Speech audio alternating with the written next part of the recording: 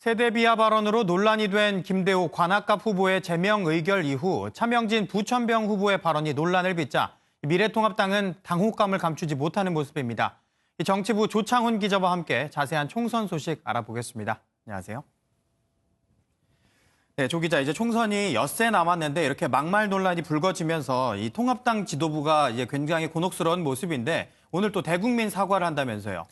네, 그렇습니다. 앞서 김종인 미래통합당 총괄선대위원장의 발언과 오늘 오전 대국민 사과를 내놓을 거란 내용 보셨는데요. 네. 황교안 미래통합당 대표 역시 어젯밤 자신의 유튜브 방송을 통해 차명진 후보의 발언은 어떤 설명으로도 용납할 수 없는 매우 부적절하고 그릇된 인식이라는 점을 이 자리에서 분명히 말씀드린다며 사과했습니다. 어젯밤 늦게 열린 통합당 최고위원회의에선 김대우 후보의 제명 결정을 만장일치로 확정하고 차 후보의 징계를 위한 윤리위 개최를 요구했습니다. 예. 당 지도부가 이렇게 신속히 움직이는 건 이 같은 설화가 일주일도 안 남은 총선 판세를 흔드는 것을 막기 위해서입니다. 당장 내일부터 사전투표가 진행되는데 무당층 유권자 상당수가 선거일로부터 일주일 이내 투표 후보를 결정하는 경향이 있는 만큼 당으로서는 조심스러울 수밖에 없는 겁니다. 네. 이렇게 제명이 되면 이 총선 후보 자격을 잃게 되는데 이 두 후보 강하게 반발하겠군요.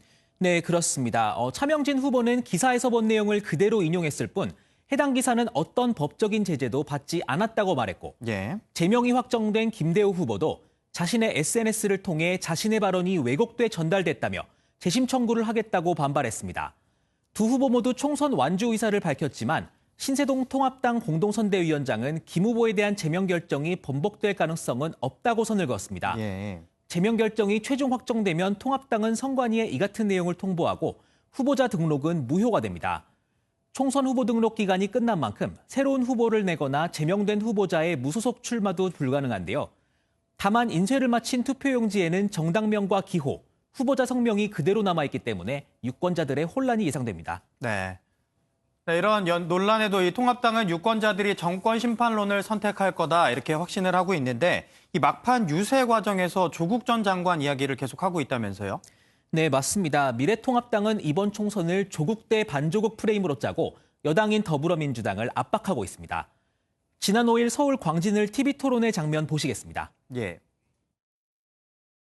조국 정경심 부부에게 이런 행태에 대해서 분노하지 않습니까? 현재 수사 중인 사안에 대해서는 말씀을 드리는 게 굉장히 부적절하다는 대변인 생각이 때는 듭니다. 그런 답변이. 네, 김종인 선대위원장 역시 어제 경기 시흥을 찾아 코로나 사태가 끝나면 경제 지옥문이 열릴 텐데 경제를 살려야겠느냐, 조국을 살려야겠느냐며 포문을 열었고 서울 종로에 출마한 황교안 대표도 조국 전 장관 문제를 꺼내들고 정권 심판론에 불을 지피고 있습니다. 네. 오늘부터 4.15 총선 여론조사 결과의 공표와 보도가 금지되는 블랙아웃이 시작됩니다. 이 막말 논란 같은 일들을 유권자들이 어떻게 받아들일지가 이번 총선의 변수가 될 것으로 보입니다. 지금까지 정치부 조창훈 기자였습니다. 고맙습니다.